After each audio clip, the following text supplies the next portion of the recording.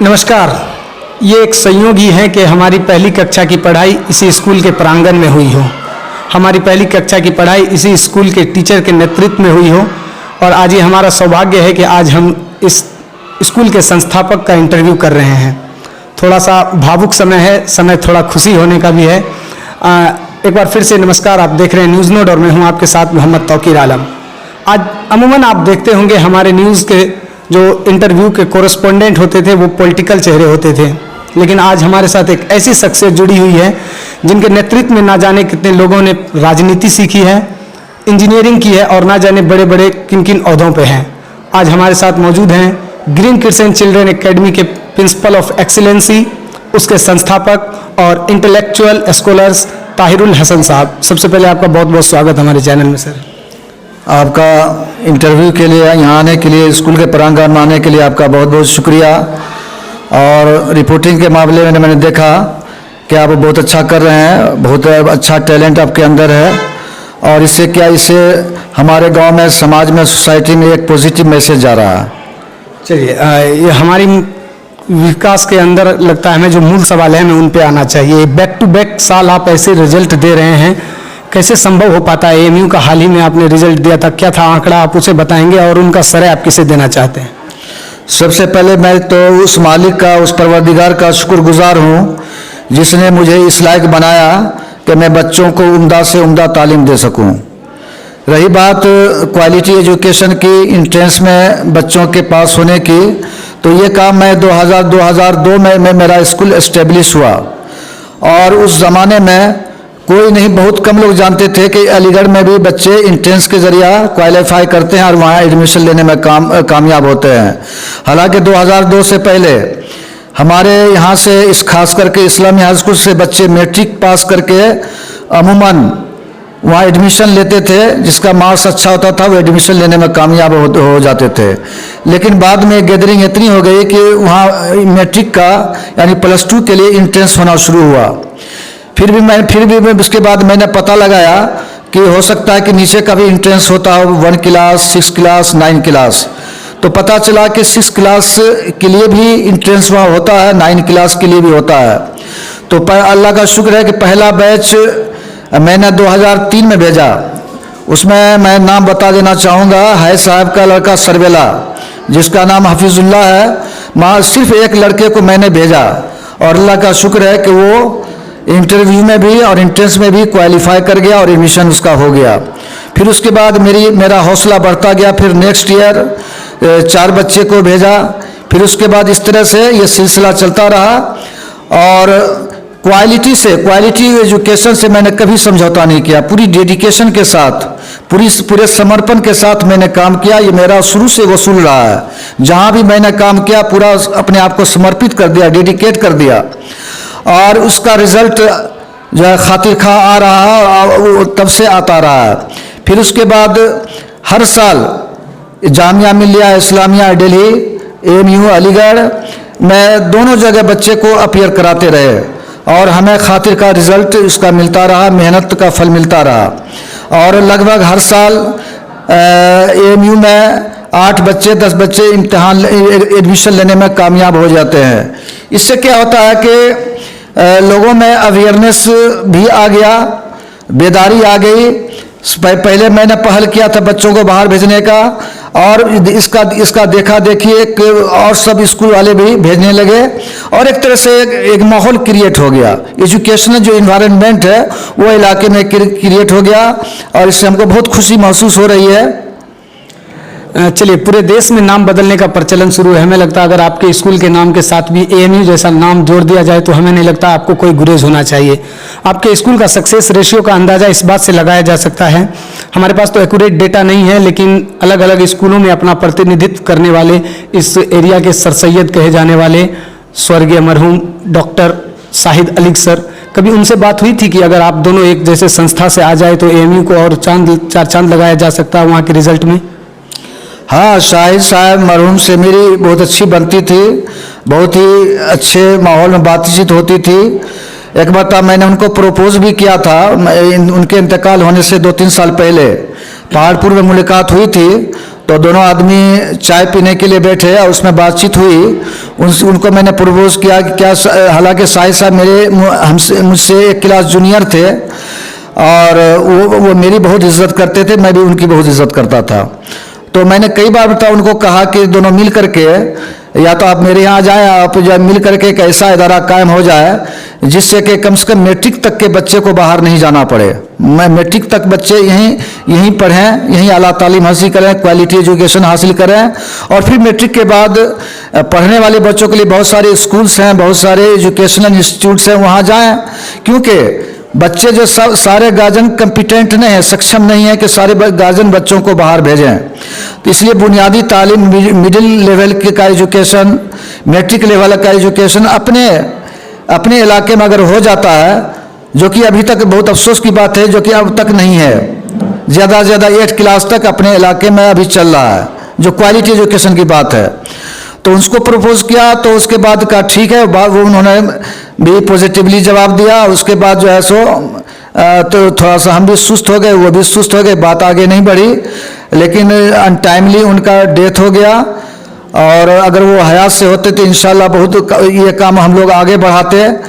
लेकिन मैं इस कोशिश में हूँ कि और मैंने बहुत लोगों से बातचीत भी किया है कि कम से कम मैट्रिक तक के लिए कोई अच्छा इंस्टीट्यूट CBSE एफिलिएटेड स्कूल हो जाए, ताकि हमारे बच्चे बख्तियारपुर में ही रह करके आला तालीम हासिल कर सकें और फिर उसके बाद अलीगढ़ जाएं। क्योंकि अलीगढ़ में जो मैंने देखा है, जो कुछ बच्चे 6 क्लास से जाते हैं, अक्सर गार्जियनशिप की कमी की वजह से, चूँकि 6 क्लास में हॉस्टल बहुत कम बच्चों को मिल पाता है, ये लेकर के 6 क्लास वाले बच्चे ऊपर जाते जाते उनकी क्वालिटी डिटेरियोरेट हो जाती है। इसलिए इस बात की ज़रूरत शिद्दत से महसूस अभी मैं कर रहा हूँ और देखिए आगे क्या होता है। इस बात का प्रमाण इस बात से भी लगाया जा सकता है कि हाल ही में उन पे एक किताब छपी है जिनमें रेस्पेक्टेड ताहिरुल हसन साहब का भी जिक्र है। मसलन मैं आपको बताऊं, हर साल की भांति इस साल भी आपने अलीगढ़ में एक ऐसा सकारात्मक रिजल्ट दिया, क्या है एक्यूरेट डेटा जरा हमें बताइए। देखिए, मैंने इस बार ये जो पहले जब तक शाहिद साहब थे तो मैं 9 क्लास के प्रिपरेशन के को इग्नोर करता रहा और शाहिद साहब से भी बातचीत होती थी और मैंने उनको कई बार कहा कि आप 9 क्लास को संभालिए, मैं 6 क्लास तक को संभालूंगा। तो इस तरह से होता रहा था 3-4 साल तक। तो हालांकि मैं तो 2000 के आगे 18-20 साल से मैं टीचिंग लाइन में हूँ, स्कूल से जुड़ा हुआ हूँ, टीचिंग लाइन से जुड़ा हुआ हूँ। बहुत बात शाहिद साहब आए, लेकिन जब आए तो एक तरह से इलाके का काया पलट गया माशाल्लाह। तो उनके अचानक डेथ के बाद तो सारी जो है सो मैंने सोचा कि अब 9 क्लास की तैयारी खुद अपने स्कूल में मैं करवाऊँ। और ये मेरा इस बार का 2021 का पहला बैच था जिसमें लगभग 10 बच्चे मेरे यहाँ अपीयर हुए और उस 10 बच्चे में से 6 बच्चा जो है ये आपका इंट्रेंस निकाल लिया AMU का। और 6 क्लास का तो अल्लाह का शुक्र है, जो मैं रिजल्ट दे रहा हूँ वो शायद ही कोई स्कूल, एक स्कूल से 11-12 बच्चे का इंट्रेंस में निकलना अपने आप में एक बहुत बड़ी बात है। आप लोग कहीं किसी भी स्कूल से मवाजना कर सकते हैं, आपके बिहार में कहीं से भी पता कर लीजिए कि एक स्कूल से 11 बच्चा इंट्रेंस निकालता हो। हालांकि 6 क्लास का इंट्रेंस टफ होता है, 90 प्लस में उसका जो है कट ऑफ मार्क जाता है। हालांकि 9 में कट ऑफ मार्क कम है, इसलिए 6 क्लास का रिजल्ट इंट्रेंस पास करना it is hard to crack, बहुत हरकुलस टास्क कहा जाए इसको। लेकिन हम लोग अपनी मेहनत से, डेडिकेशन के, इसका श्रेय हमारे सभी टीचिंग स्टाफ को जाता है, खास करके मैं, हमारे प्रिंसिपल मुजाहिदुल इस्लाम साहब और अजहर साहब, और बाकी रोल तो सब सारे टीचर्स का भी है। लेकिन इन लोगों ने जो मेहनत किया जिसका रिजल्ट आप सबके सामने है और उम्मीद है कि बेहतर से बेहतर रिजल्ट देते रहेंगे और देते आ रहे हैं। तो बहुत अच्छा लगा सुन के कि 9th क्लास का भी आपने प्रिपरेशन स्टार्ट कर दिया। तो 9th को कोरोना वैश्विक महामारी जैसे समय में हैंडल करना कितना चुनौतीपूर्ण रहा ग्रीन क्रिसेंट के लिए? देखिए, 9 क्लास के लिए और 6 क्लास के लिए दोनों चुनौतीपूर्ण रहा। ये लेके लॉकडाउन में 4-5 महीना तो पूरी तरह से क्लास ठप रहा। लेकिन जैसे ही स्कूल खुला, जैसे ही लॉकडाउन टूटा, हम लोग एक्स्ट्रा मेहनत करके, मैं रात में 9 बजे 10 बजे रात में 11 बजे रात तक बच्चों को बैठा करके उसकी तैयारी करवाया, उसको पढ़ाया, एक्स्ट्रा टाइम पढ़ाया और बच्चों ने भी रिस्पॉन्स दिया। और एक्स्ट्रा मेहनत करा करके मैंने इस तरह का रिजल्ट दिया जैसे लगता कि जैसे ये मान के चलिए कि लॉकडाउन नहीं हो, यानी और सब अब नॉर्मल साल की तरह से भी इस साल का भी मेरे यहाँ रिजल्ट रहा। ये है कि हम लोगों को ज़्यादा मेहनत करना पड़ा और सब साल की बनिस्बत। चलिए मैं अब दूसरे सवाल पे आता हूँ सर। 2022 में जो केंद्र सरकार लाने वाली है न्यू एजुकेशन पॉलिसी, नई शिक्षा प्रणाली, उसके लिए कोई मास्टर प्लान है आपके पास? नई शिक्षा पॉलिसी जो सरकार, देखिए सरकार या एजुकेशनल इंस्टीट्यूट जो भी है या अथॉरिटी है, जो वो लोग डिसीजन लेंगे हम लोग को तो एक्सेप्टेबल होगा ही, उसको माना। लेकिन अपनी तई जो एजुकेशन सिस्टम पहले था, जब हम लोग 81 में मैट्रिक पास किए और पहले के जो बच्चे थे, पहले की जो पढ़ाई थी, उस तरह की क्वालिटी, उस तरह का माहौल अब तो नहीं है। अब जो भी सरकार पॉलिसी ला रही है, एजुकेशनल पॉलिसी ला रही है, जैसे मैं देखता हूँ सरकारी स्कूल में आपको मिड डे मील है और बहुत सारी चीज़ कर दिया है। अब गार्जियन के लिए फैसिलिटी, बच्चों को किताब देना, ये करना वो करना।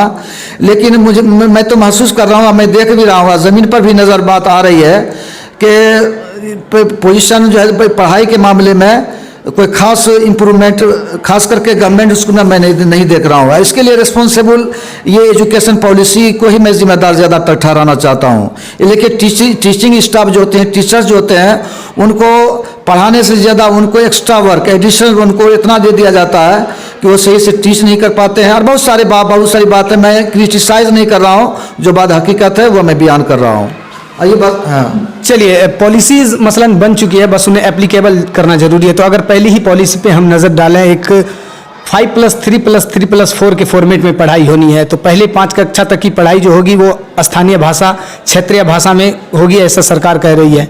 अगर पहली 5वीं तक की पढ़ाई क्षेत्रीय भाषा में होती है और आपका स्कूल 6 एंट्रेंस प्रधान के लिए जाना जाता है, तो वो जैसा कि आप कटाक्ष करते हुए नजर आए न्यू एजुकेशन पॉलिसी का, तो अगर पहली 5वीं तक की पढ़ाई क्षेत्रीय भाषा में हो तो 6 का एंट्रेंस एमयू और जामिया जैसे बड़े शिक्षण संस्थान का बच्चे कैसे फेस करेंगे? उस आपदा को अवसर में कैसे बदलेंगे ताहिरुल हसन साहब? देखिए, जो भी पॉलिसी, अगर मैंने आपको पहले ही बताया था कि जो भी पॉलिसी एप्लीकेबल होगा या अप्लाई होगा, उसको तो हम लोग मानेंगे ही। जहाँ तक क्षेत्रीय भाषा है, ये बात अपनी जगह पर अच्छी, ये बात अपनी जगह पर सही है कि जब तक हमारा अपना लैंग्वेज, अपना रीजनल लैंग्वेज सही नहीं होगा तो दूसरे लैंग्वेज को अडॉप्ट करने में दिक्कत होगी और होती रही और होगी। इसलिए रीजनल लैंग्वेज को तो मजबूत करना है, जैसे अपना मदर टंग है, चाहे उर्दू हो, हिंदी हो या जो भी भाषा हो, उसको तो मजबूत करना है। और ये बात सही है कि हमारा जो रीजनल लैंग्वेज है, इंग्लिश मीडियम बहुत सारे स्कूल्स हैं, जिसकी वजह से कोई एक तरह का मीडियम है ही नहीं। हाँ, नहीं, इस वजह से हमारा उर्दू कमज़ोर है, हमारा हिंदी कमज़ोर है हमारे बच्चे का, और हमारा रीजनल लैंग्वेज वाकई कमज़ोर हो रहा है। तो सरकार की ये जो पहल है रीजनल लैंग्वेज को मजबूत करना के, ये इसको हम पॉजिटिवली लेता हूँ, अच्छी बात है। लेकिन इसके साथ साथ जो ग्लोबल एजुकेशन है, जो एजुकेशन जिससे कि बच्चा का आगे चल करके भविष्य बनने वाला है, मैथमेटिक्स, साइंस, इंग्लिश, जो भी सब्जेक्ट्स है, उसको भी हम लोग लेके चलना, ये सब सब्जेक्ट को भी हम लोग लेके चलेंगे। और चाहे साइड से लेके चलना पड़े या जैसे भी करना पड़े, इसको तो हम लोग इग्नोर नहीं करेंगे, इसको ओवरलुक नहीं करेंगे। और हर तरह से हम लोग कोशिश करेंगे, जो हम लोगों का पार्टिकुलरली या पर्सनली जो मेरा एक स्ट्रीम बना हुआ है, जो ये बना हुआ स्पिरिट बना हुआ है, तो उसको हम मेंटेन करने की कोशिश करेंगे। और कोशिश करेंगे कि और अच्छा से ज़्यादा बच्चा हमारा बाहर जाए आला तालीम के लिए। और जब तक बच्चा के अंदर क्वालिटी जो एजुकेशन नहीं होगा, बच्चे का फंडामेंटल मजबूत नहीं होगा, तो वो आला तालीम हासिल करने में, हायर एजुकेशन करने में उनको बहुत सारी प्रॉब्लम्स का सामना करना पड़ेगा। चलिए, एक और सवाल पे आते हैं। ये बताइए कि अगर 5 क्लास से बच्चा एंट्रेंस फेस करके 6 क्लास में बतौर फ्रेशर्स के जाता हो एएमयू जैसे बड़े शैक्षणिक संस्थान में, और वहाँ उसे फ्रेशर्स के तौर पे ऑनलाइन क्लासेस दी जाए, किस तरह का प्रभाव पड़ेगा, उसके मानसिकता को किस तरह से प्रभाव करेगा ऑनलाइन शिक्षा? देखिए, ऑनलाइन शिक्षा अभी लॉकडाउन की वजह से एएमयू और जामिया मिल्लिया जो 2020 में 19 में बच्चा एडमिशन लिया मेरे यहाँ से या कहीं से भी, तो वो बच्चा अब तक जो है जामिया मिल्लिया हो चाहे एएमयू हो, कहीं भी रेगुलर क्लास नहीं कर पाया, ये लॉकडाउन की वजह से। और बच्चों को ऑनलाइन ही पढ़ना पड़ रहा है। तो ऑनलाइन पढ़ाई करना ये मेरिट्स भी कहा जाए, डिमेरिट्स भी कहा जाए। पॉजिटिवली भी लिया जाए, निगेटिवली भी लिया जाए। निगेटिवली इस मामले में कि बच्चे मोबाइल का, पहली बात है कि मोबाइल बच्चों के लिए, खास करके नीचे क्लास के बच्चों के लिए, प्राइमरी बच्चों के लिए ये अच्छी चीज़ नहीं है। इसका ये लोग निगेटिवली इस्तेमाल कर सकते हैं, इसलिए इसको डेमेरिट्स कहा जाए। जहाँ तक बात है ऑनलाइन पढ़ाई का, तो वही है कि something is better than nothing. कुछ नहीं करने से कुछ करना बेहतर है, लेकिन ओस चाटने से प्यास नहीं बुझती। ये पूरी तरह से मतलब कि बच्चे की प्यास से नहीं बुझ सकती है। जो बच्चे को चाहिए फेस टू फेस एजुकेशन में, क्लास में जो चीज़ होती है वो ऑनलाइन में कभी नहीं हो सकती है। चलिए सेकेंड लास्ट सवाल, औपचारिकता का सवाल। अब ये इस स्कूल का बेस ऐसा बन चुका है कि ये स्कूल सिर्फ कॉम्पिटिटिव एग्ज़ाम, जो प्रतियोगिकी परीक्षा है, उसको फेस कराने में है। तो इस स्कूल कभी इस नज़र से देखा जाए कि जो इस स्कूल से बड़े लेवल के प्रतियोगिकी परीक्षा हो, चाहे वो मेडिकल को हो लेकर है या नीट को हो, कम से कम वो ये स्कूल से सपोर्ट हो सिमरी बख्तियारपुर जैसे बड़े इंफ्रास्ट्रक्चर को? देखिए, मैं तो यही कहना चाहूँगा कि सबसे ज़रूरी चीज़ है बच्चे का बेस मजबूत होना। जिस बच्चे का बेस 6 क्लास तक, 9 क्लास तक या 10 क्लास तक जिस बच्चे का बेस स्ट्रॉन्ग हो गया, मजबूत हो गया, वो किसी भी हाई लेवल कम्पिटिटिव एग्ज़ाम हो या इंट्रेंस एग्ज़ाम हो, उसके लिए निकलना आसान हो जाता है। लेकिन जिस बच्चे का बेस शुरू से ही कमज़ोर हो, वो आगे चलते कि कितना भी कोशिश क्यों न करें, वो उनके अंदर वो चीज़ नहीं आ पाती है। रही बात इंट्रेंस की, तो हमारे स्कूल से माशाअल्लाह इस बार भी 2 बच्चे जो है नीट का एग्ज़ाम क्वालिफाई किया, और भी बच्चे बहुत सारे कर चुके हैं, और ऐसे ही बच्चे किए हैं जो बच्चे हमारे स्कूल में बहुत अच्छा करते थे। तो इससे ये इंडिकेशन मिलता है, ये संकेत मिलता है कि जिस बच्चे का जड़ मजबूत होगा, बेस मजबूत होगा, वो इंशाल्लाह और वो अच्छा करते ही रहेंगे, बशर्ते कि उसको मेंटेन करके रखा जाए ऊपर तक। चलिए आज के इंटरव्यू का आखिरी सवाल पे आते हैं, और ये सवाल पूरा बदल गए हैं। आपके स्कूल में एक टैग लगा हुआ, नो पॉलिटिक्स प्लीज़, लेकिन हमने आपके चारदीवारी पे अलग अलग जो पंचायत चुनाव के पोस्टर साटते हुए देखा है, अभी भी सटा हुआ है। इस पर कुछ आपकी खास टिप्पणी? देखिए, I am absolutely indifferent to politics. Politics से हम लोगों को कोई मतलब नहीं है। खास करके पर्सनली मैं पूरी तरह से तन के साथ, पूरे दिलजोई के साथ, पूरे डेडिकेशन के साथ जब से मैं टीचिंग लाइन से जुड़ा हूँ, वो वसूल मेरा आज तक भी है। यहाँ तक कि मैं ये भी बता दूँ कि कहीं आज क्लास मेरा एक क्लास मिस होता है तो मुझे बहुत खलता है कि मेरा बहुत नुकसान हो गया। इसी वजह से शादी ब्याह, रिश्तेदारी, कहीं भी अगर शादी में भी कहीं जाते हैं, देखते हैं कि खाना में लेट है, तो मैं वापस दे करके वापस चले आते हैं कि मेरा क्लास वहाँ मिस न हो। तो डेडिकेशन है, चाहे फितरी कहा जाए या जैसे भी कहा जाए, उसको मेंटेन किया जाए। और पॉलिटिक्स से हम लोगों को कोई मतलब नहीं है। जिस काम के लिए अल्लाह ताला ने जिस काम के लिए मुझे बनाया है या जिस जिम्मेदारी मुझ पर है, मैं बखूबी उसको निभाता रहूँ और कोशिश करूँगा कि मरते दम तक इस जिम्मेदारी को निभाता रहूँ, ताकि हमारे इलाके से और बच्चे, हमारे कौम के और बच्चे अच्छा करें और इल्म की दुनिया में इल्म की रोशनी से ताबदार रहें, माला माल रहें। यही हमारी ख्वाहिश है।